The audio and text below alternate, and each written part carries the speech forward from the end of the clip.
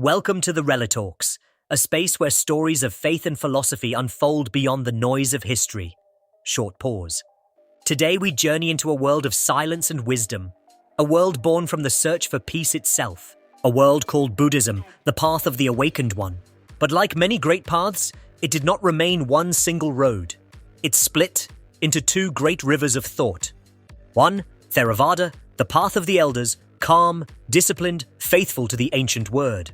The other, Mahayana, the great vehicle, vast, compassionate, seeking to carry all beings across the sea of suffering. Both share the same source, yet they flow in different directions. Why did this division happen? What do they teach and how do they differ? And what can we living in the modern world learn from their 2,500-year-old wisdom? Music swells slightly. Let's take a deep breath and begin our journey through time, belief, and enlightenment itself. Section 1. The birth of Buddhism. Our story begins around the 5th century BCE, in the foothills of northern India. A prince named Siddhartha Gautama lived surrounded by luxury, protected from all sorrow. Yet curiosity drew him beyond the palace walls, where he saw what he had never seen before: age, sickness, and death. The shock changed him forever. He left his kingdom, his family, his crown, and walked into the forest in search of truth.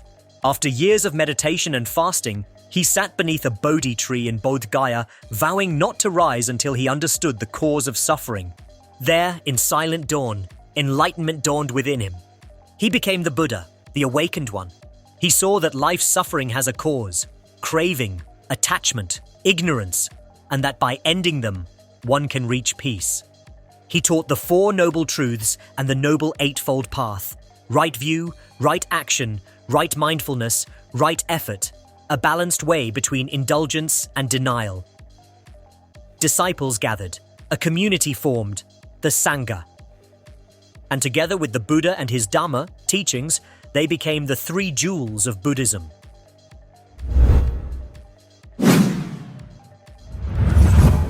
Section 2. When the Buddha passed into Parinirvana, his followers faced a sacred task: preserving his words.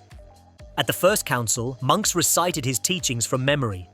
But a century later, during the second council, cracks began to appear. Some monks demanded strict rules, others wanted more flexibility. Those differences gave rise to two tendencies: the Stavira, the elders, who held to the old ways, and the Mahasamgika, the Great Assembly, open to broader change. From these early roots would grow two great traditions, one preserving the original path as Theravada, the other expanding it into the vast vision of Mahayana. Section 3. Theravada Buddhism, the teaching of the elders. Theravada, meaning doctrine of the elders, is the oldest living branch of Buddhism. Its foundation lies in the Pali Canon, the earliest collection of the Buddha's teachings. Here the path is personal, practical, and precise. The goal is to become an arhat, one who reaches nirvana through individual effort and insight. Theravada monks dedicate their lives to meditation, morality, and mindfulness. The Buddha, in this view, is not a god to be worshipped, but a human who realized truth. He is the teacher, showing the path each person must walk alone. Theravada spread south, to Sri Lanka, Thailand, Myanmar, Laos, and Cambodia. Even today, saffron-robed monks walk the early morning streets, accepting alms in silent gratitude. Their lives mirror the ancient way: simple, disciplined, serene. Theravada focuses on wisdom through direct experience, cutting through illusion to see things as they truly are. It is the path of quiet insight, of looking inward until all craving fades. Section 4. Mahayana Buddhism, the Great Vehicle. Centuries later, a new current began to flow. Some Buddhists felt that the path had become too narrow, focused only on monks and personal salvation. They dreamed of a greater vision, one that could carry all beings to awakening. This movement called itself Mahayana, the Great Vehicle.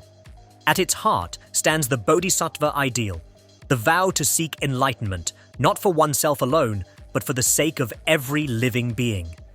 A bodhisattva, even at the threshold of nirvana, turns back toward the world saying, "I will not enter peace until all beings are free from suffering."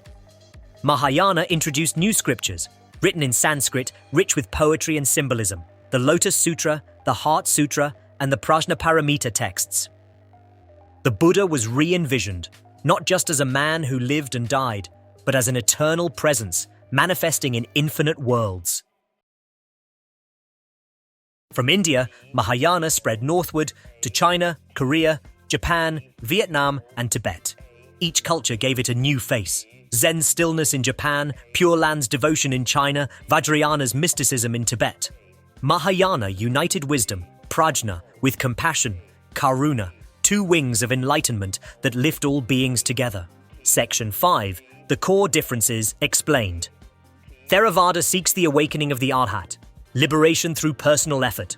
Mahayana seeks the awakening of the Bodhisattva, liberation through universal compassion. View of the Buddha. Theravada honors the historical teacher who revealed the path. Mahayana sees the Buddha as both historical and cosmic, a timeless principle of wisdom. Scriptures. Theravada treasures the Pali Canon.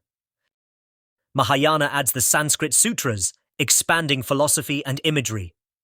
Path to enlightenment. Theravada emphasizes monastic discipline and meditation. Mahayana opens the way for lay people through devotion, chanting, and compassion. Concept of nirvana. For Theravada, nirvana ends the cycle of birth and death. For Mahayana, nirvana and samsara are one. Enlightenment means seeing that oneness. Pause.